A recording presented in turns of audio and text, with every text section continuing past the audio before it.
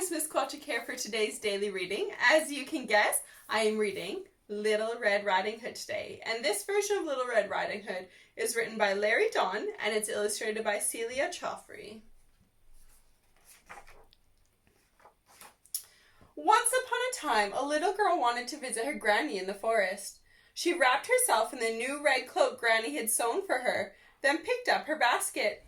"Carry that carefully, Little Red Riding Hood," said her mother. "It's full of cakes and lemonade. Don't stop to play in the woods. Don't eat the cakes. Just go straight to Granny's cottage." Little Red Riding Hood walked into the forest, deep in the shadow of the trees.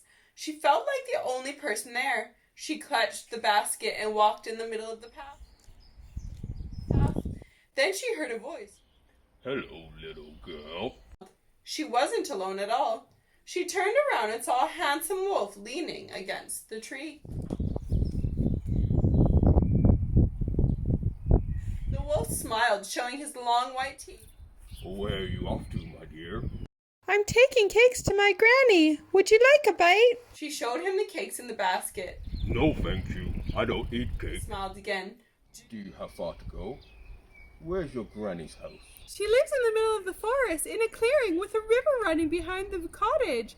And she has roses and a rock garden and apple trees. And she never bothers to lock her..." Little Red Riding Hood stopped. She shouldn't tell secrets to strangers. The wolf peered into the basket. Oh dear, you're only taking cakes and lemonade? Once she's finished those, she'll have nothing to remind her of your visit. Could you take something else? Something that will last a couple of days? Frowned and looked around. Little Red Riding Hood looked around. "I can take flowers," she said. What a clever girl. You can pick flowers along the way. Now I have to go prepare my lunch. Farewell, and be careful in the forest. Little Red Riding Hood waved at the wolf as she loped off through the trees. Then she walked slowly along the winding path, picking a big bunch of flowers.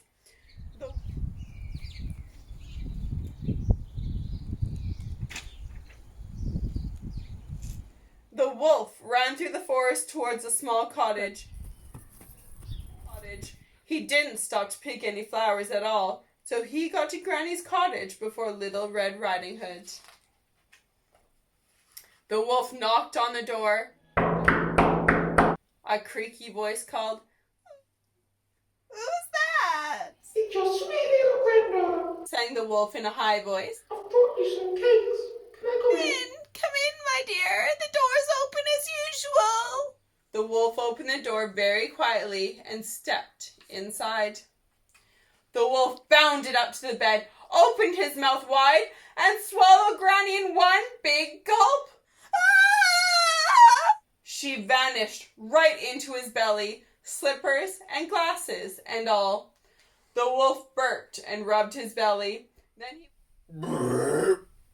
he wiggled into Grandma's spare nightie and spare nightcap and snuggled down into bed.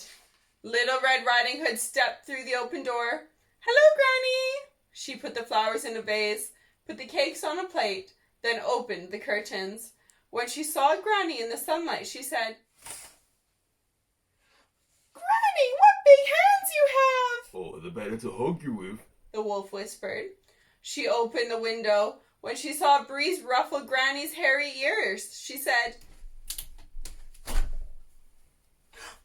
"Granny, what big ears you have!" Oh, the better to hear you The with. wolf smiled.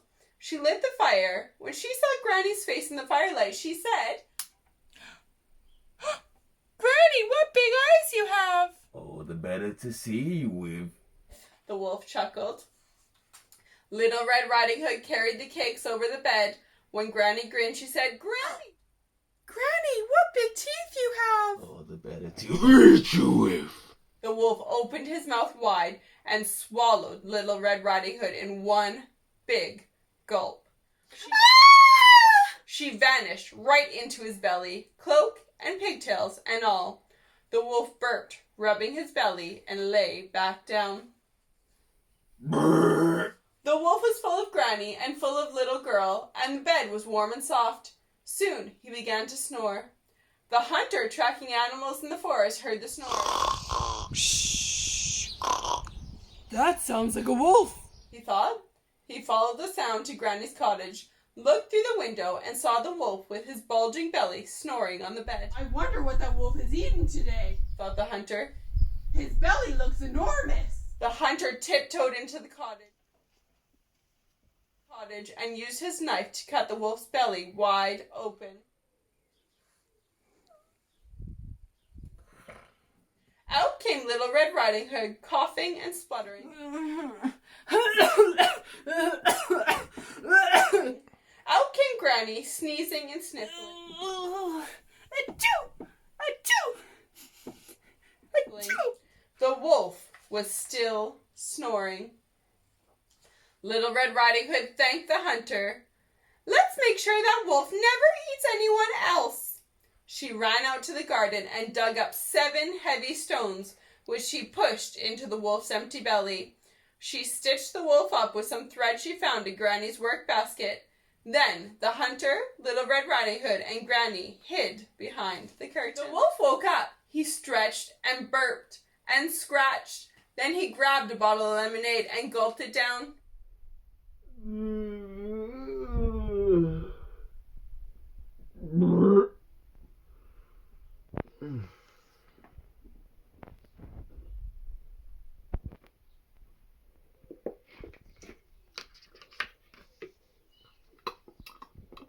Still thirsty.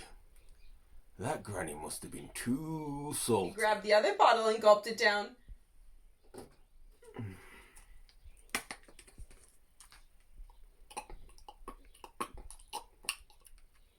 I'm still thirsty.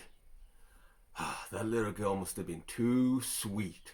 So the wolf went outside to get a drink from the river. When he bent down, the stones in his belly tipped him right into the water, and he was too heavy to get back out. That was the end of the wolf. The hunter returned to the forest with a pocket full of cakes. Granny locked her door when she went to bed, and Little Red Riding Hood never turned around to talk to strangers again. The end. I hope you guys like that version of the Little Red Riding Hood. Tune in tomorrow for your next daily reading. Bye, guys!